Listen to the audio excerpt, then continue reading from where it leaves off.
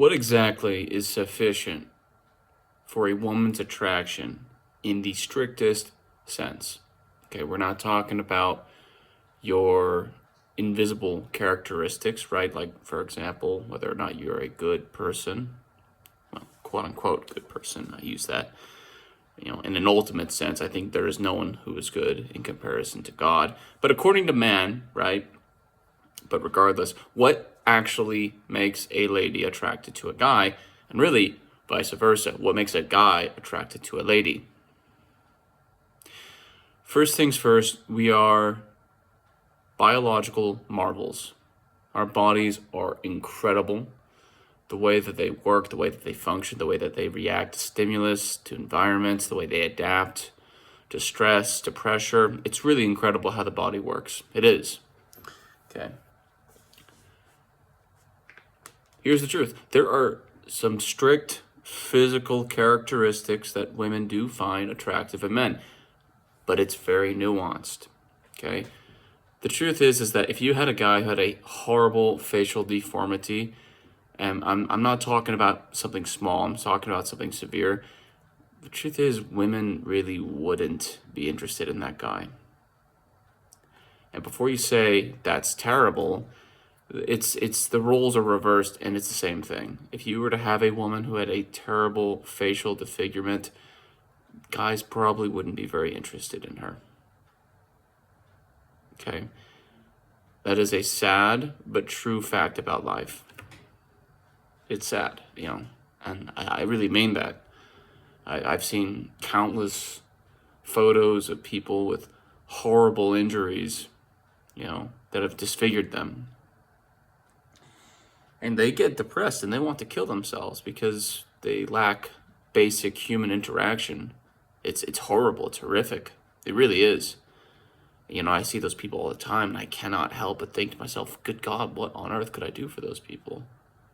Because I know that I can't give them the things that they actually want out of life, which is, an intimate human connection. But here's the thing. That stuff's not supposed to happen. People are not supposed to get humongous and terrible deformities in their faces.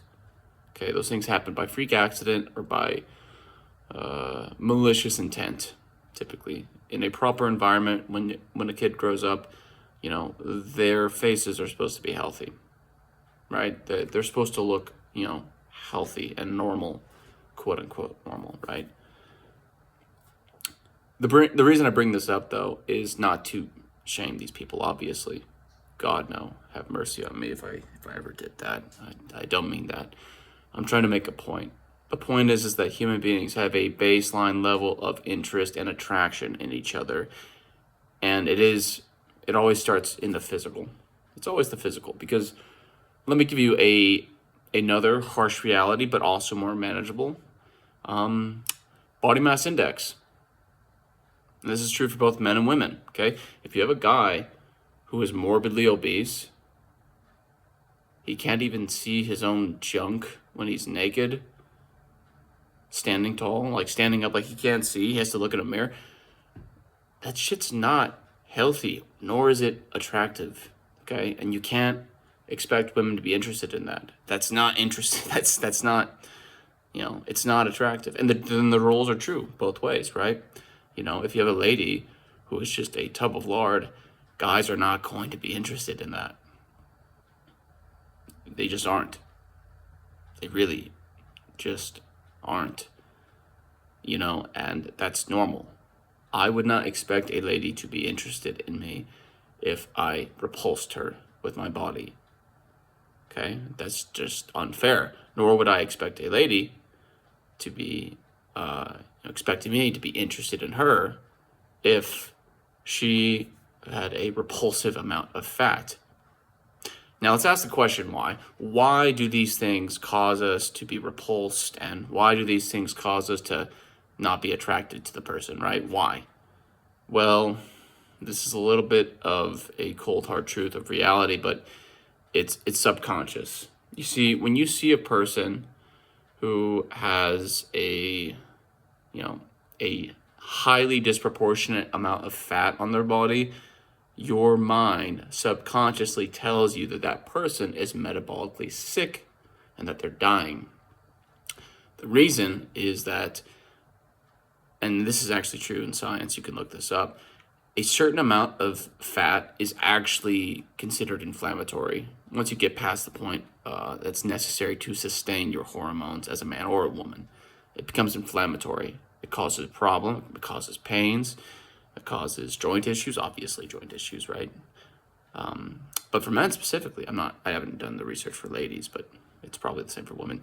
For men specifically, when you have a guy who is morbidly obese, that excess fat actually turns all of their testosterone into estrogen. Not all of it, right? Obviously, but a good portion. It affects it.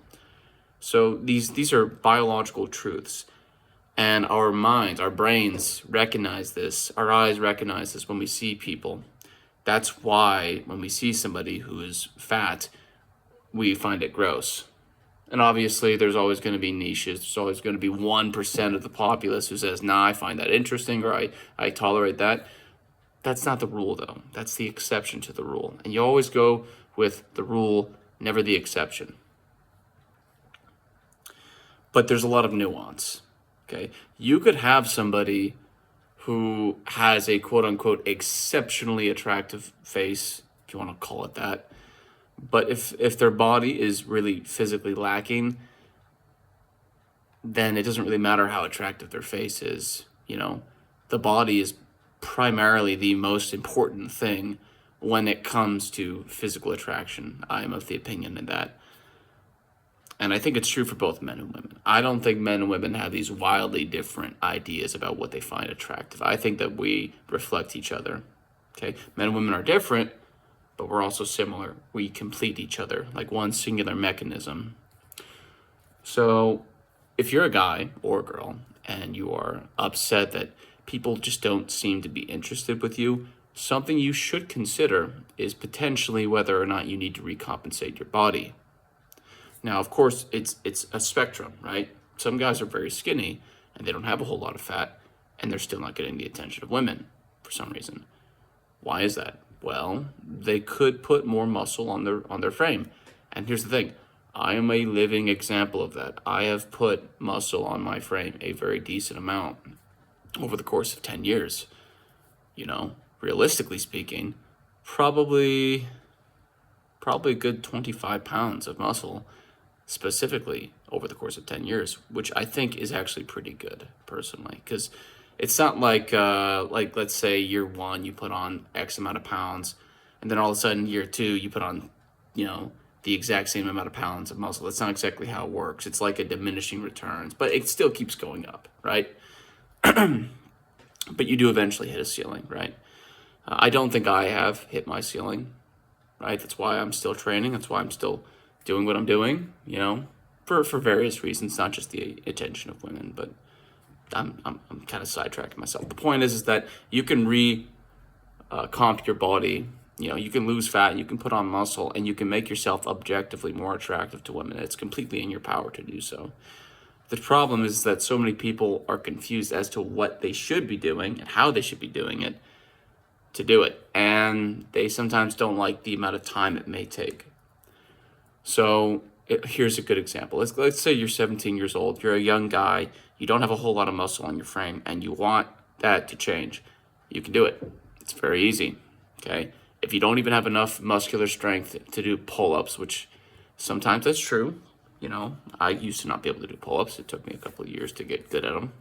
I can do over 20, and it took time to do that, right? But if you're trying to build a broader back, which I think women find attractive, the V-tape, because it's basically the opposite of the hourglass, right? It's the masculine and the feminine complementing each other, right? It's the same reason a guy finds a gal with wide hips attractive. It's all subconscious. It's all biological signaling, to an extent, right? And just so we're clear, these things are what kind of gets you in the door, okay?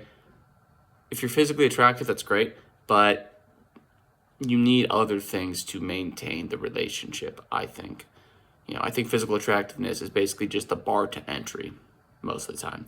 Not always, of course, because we do see people who are not that physically attractive, at least traditionally or conventionally, with women and vice versa and whatnot. But again, that's the exception. You don't go with the exception, you go with the rule. So, like, if you're a guy and you're trying to build your frame, to have an aesthetic appeal as a man, to be masculine, basically, you could just do things like compound lifts, overhead press is great for your shoulders. It really is. Do it slowly, do it, acclimate to it, don't hurt yourself. Lat pull downs are great for building your lats. That's phenomenal. I know a guy, he cannot do anywhere near as many pull-ups as me, period. He can do like maybe 10, maybe. And he's a little bit heavier, but he's only 30 pounds heavier than me on any given day. And I'm still able to do almost 25 pull-ups with good form. And that's because he spent a lot more time on lat pull downs and I spent a lot more time on pull-ups, right? Because he can lat pull down way more than I can. So it's really interesting how that works, right? But he has an extremely wide V-tape because of his lats. His lats are literally like fucking wings. Literally, it's really interesting. Getting off track. Point is that if you're a young guy or an old guy or any guy, you can actually build your V-taper. That's like the most important part. Really, it is. Women, I think, are objectively predispositioned from a biological standpoint to be attracted to those features and to those traits. Personally, at least that's how I think. So, and remember, a lot of it is all about, how you're perceived. If you wear very baggy clothing that hides your physique, women, that could be a toss-up. It might keep them interested. It might make them curious. But if they don't objectively know whether or not just by seeing you that you have that V-tape, it seems to be a net negative for guys in terms of physical attractiveness. And again, this is, I think, just the bar to entry. Now, this is under normal circumstances. I do not think our society is currently under normal circumstances. I think our society has basically been affecting the minds of both men and women for the last 50 to 60 years, indoctrinating us to hate each other, right? To find each other repulsive by nature and by definition, which I think is abnormal. I think it's perverted personally. And, I think if you were to have a guy and a gal actually see each other on a day-to-day basis in real life, and you were to take away all the exterior stimuli that makes them hate each other, they would find very quickly that they actually like each other. Men and women actually do like each other. There's just so much noise on the internet, social media, small town communities even, that there is this somehow struggle or battle between men and women, and it's not true.